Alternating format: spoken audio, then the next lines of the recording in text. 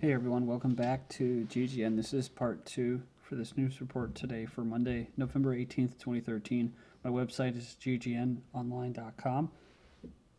On YouTube, my channels are DDarko 2012 to 2013. I'm sure most of you know that, but if you didn't, now you know. Okay, so I have a bunch of different articles in here, just like the last. I'm going to just try to plow through them if I can. I still had like another 10 articles that I wanted to get to in the last video, but the doctor isn't in. Hospitals are using telepresence robots. So we've heard about telepresence warriors, soldiers.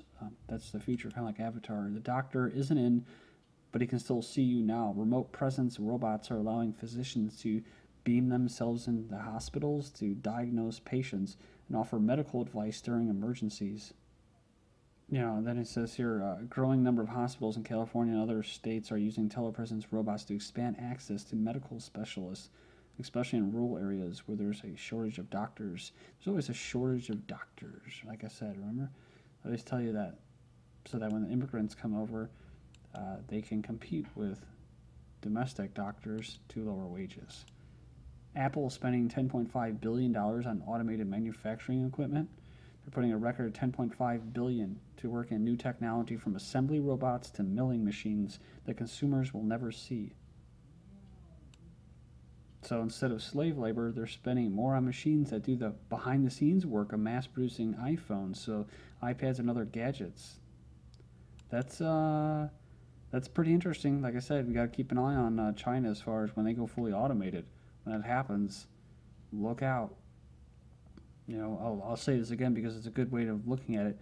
Unless Americans are willing to work for less than the slave labor workers in China, or they're able to outwork and be more efficient than robots and automation, then there's going to be no need for them, along with Chinese people. So, and you're starting to see some stuff going on, some stuff popping in China as far as violence and possible terrorism and stuff. So it says that Apple has so much cash that they can invest in cutting-edge, world-class machinery that is typically used for aerospace and defense.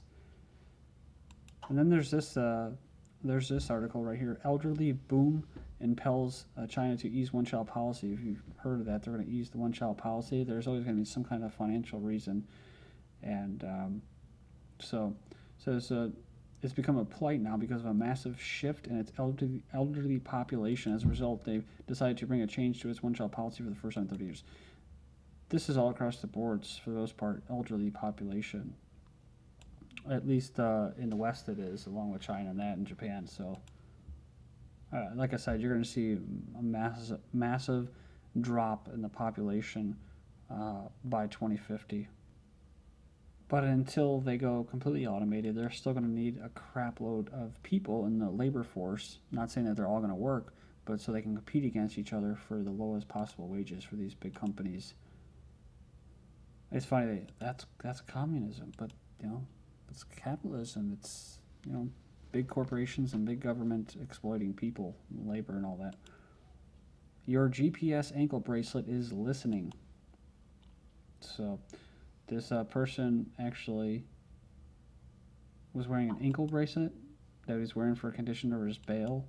It says that the reply was just as casual. They speak to me through that thing, the man said. It wasn't the first time the lawyer encountered these GPS bracelets with extraordinary powers. So the previous defendant and their GPS ankle bracelet started to vibrate during a meeting with him. So it has a phone feature. It says although the device is supposed to vibrate when activated, the feature could be turned on without warning.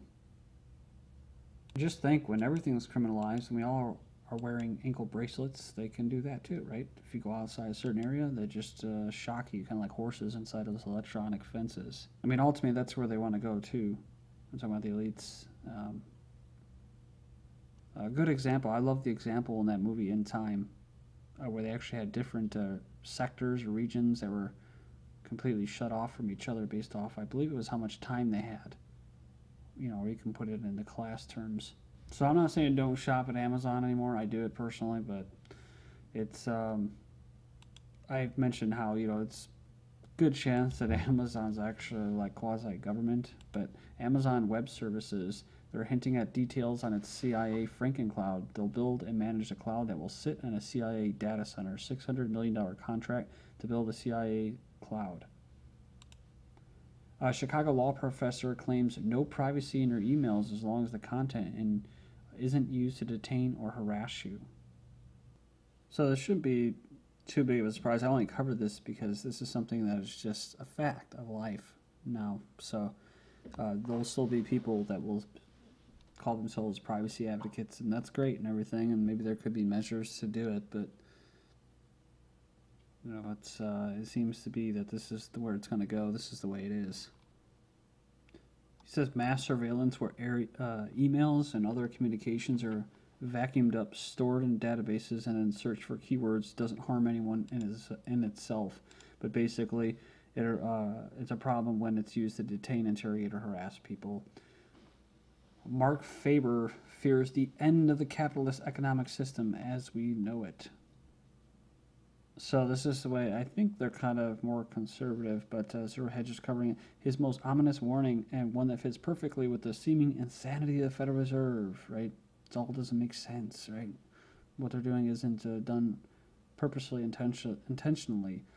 Was that the next time a bubble bursts, then the capitalistic economic system, as we know it, will falter. And that's what a lot of people, when you first come into the, quote, truth realm, I don't know why, but it tends to be on a conservative, from a conservative lens, ultra-conservative, libertarian, which is fine and everything. I'm just saying that if you are one of those people, just look at it, you can look at it a different way and still be a libertarian and be like, well, you know, if the system collapses, well then so be it. This is not all that great of a system. It's a system of exploitation.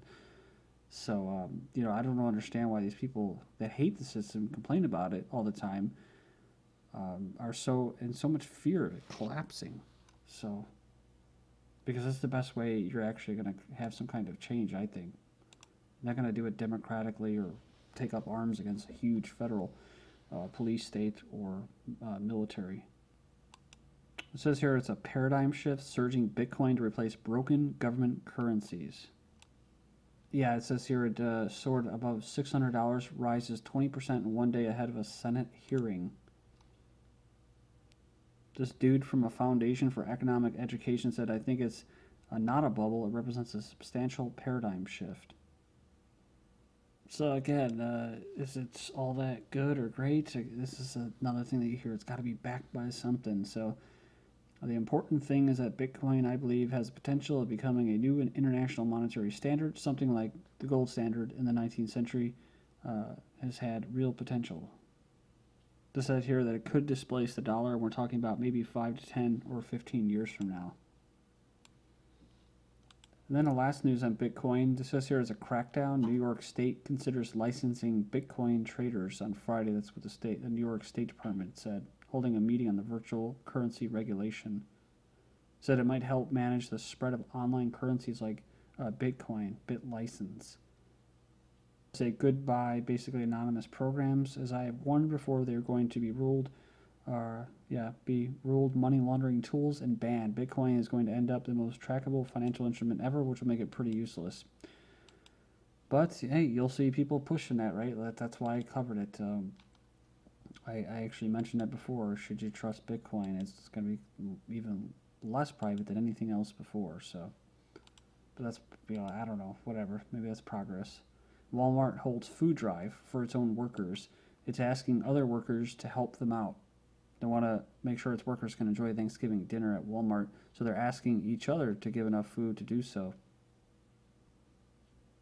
So their statement was that they're standing by it. They said this is part of the company's culture to rally around associates and take care of them, says a spokeswoman. So how about you just pay them a better fucking wage, you know what I mean? You're a humongous company, and I know it employs people, and you should be grateful you have a job, but it's just like,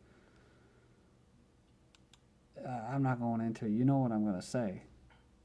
It's just pretty sad, right? Companies like this, McDonald's, their helpline to their employees is to go on food stamps, and the other one is to get a second job. More women working now than before recession, a record 67.5 million women in the U.S. workforce. So while divorces have gone up, while abortions have gone up, while the income inequality gap has gone up, while most of the jobs that you can get, at least in the biggest pool of labor, is what? Part-time jobs and low-wage jobs. It says here that 2008, men haven't yet reclaimed all the jobs they lost during the crisis. While largely male industries, including construction, were hardest hit by the recession, jobs, and that's what I call the wealth consolidation operation of 2008, jobs in education, health, hospitality, and retail sectors where women tend to work did far better. But of course, I have to throw this in there, but wages still aren't equal. So, and again, that's because women are willing to leave the house, leave the family to go and compete against their counterparts. Bill Clinton says the next American president should be a woman. I actually thought that's who it was already going to be that back in, what, 2008 or 2010 or 2012. I thought that they were going to run a woman. It says, I hope we have a woman president in my lifetime, and I think it would be a good thing for the world as well as for America. And if you haven't watched this video, you might want to check it out. It's like a special video where we talk about male and female willpower distorted for exploitation and control. And talking about lowering wages through, a competing labor market, a New Jersey bill to offer in-state tuition and financial aid to immigrants in the country illegally gains momentum. Mexico accuses ex-U.S. soldier of leading kidnapping gang. So authorities in Mexico detained a former U.S. soldier accused of heading a gang of kidnappers in northern Mexico. And 32 years old, says Mexican government aided drug cartels and participated in kidnapping, so they're kind of guilty themselves. So they facilitated hundreds of enforced disappearances of citizens as part of the failing struggle to rein in drug gangs. Like I said, the drug gangs cartels probably are the government there. Mexico police free 61 kidnapped victims in the border city. So they're the good guys here. Then they're the bad guys, and then they're the good guys again.